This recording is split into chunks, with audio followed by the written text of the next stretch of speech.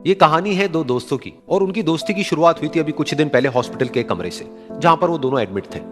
तो दोनों में से जो एक था उसको अभी कुछ दिन पहले एक पैरालिसिस का अटैक आया था, जिसकी वजह से गर्दन के नीचे की उसकी पूरी बॉडी पैरालाइज हो गई थी और वो अपनी एक उंगली तक नहीं हिला सकता था।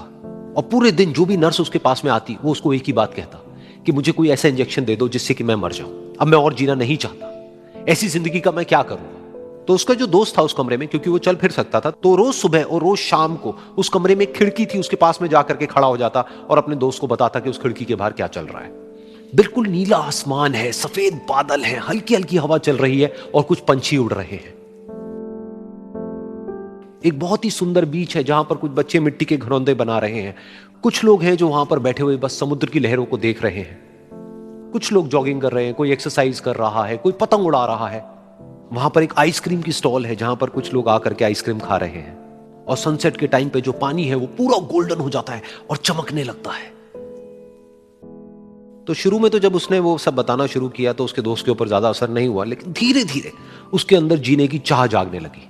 अब वो सुबह का इंतजार करने लगा कि जल्दी से सुबह हो और मेरा दोस्त मुझे बताए कि आज यहां पर क्या हो रहा है। कुछ दिन तक ऐसे ही चलता रहा। फिर एक दिन जब वो सुबह उठा तो उसने देखा कि सामने वाला बेड खाली है। फिर उसने नर्स को बुलाया और उससे पूछा कि क्या वो डिस्चार्ज हो गया है। तो नर्स ने कहा कि आपको तो उन्होंने बताया होगा, उनके पास कुछ ही दिन बाकी थे और कल रात को ही उनकी डेथ हो गई है। ये सुन करके उसके अंदर की उम्मीद पूरी तरह से टूट गई, क्योंकि सिर्फ उसका दोस्त ही था जिसने उसको बाहर की दुनिया से जोड़ा हुआ था, जिसकी वजह से वो जान पाता था कि बाहर क्या हो रहा है और ये दुनिया कितनी खूबसूरत है। तो कुछ दिन तक तो वो रोता रहा और उसने जीने की चाह छोड़ दी। लेकिन दूसरी ही तरफ से उसके अंदर कहीं ना कहीं एक नई चाह पैदा हुई कि काश मरने से पहले एक बार मैं खुद अपनी आंखों से देखूं इस खिड़की के बाहर कि दुनिया कैसी है। जैसे जैसे उसकी ये चाह बढ़ने लगी, उसको अपने अंदर एक अजीब सी एनर्जी महसूस होने लगी। और फिर एक दिन उसने अपनी पूरी ताकत लगा दी और किसी तरीके से वो बेड से नीचे गिरा और पकड़ पकड़ करके किसी तरह से उस खिड़की तक पहुंचा।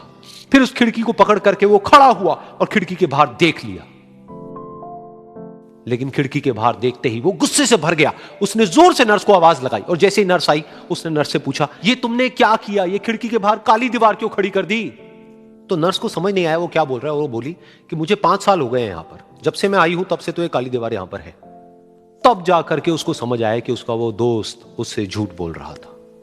और उसने नर्स से पूछा, अगर ये काली दीवार पिछले 5 साल से यहां पर है तो मेरे दोस्त ने मुझसे झूठ क्यों कहा।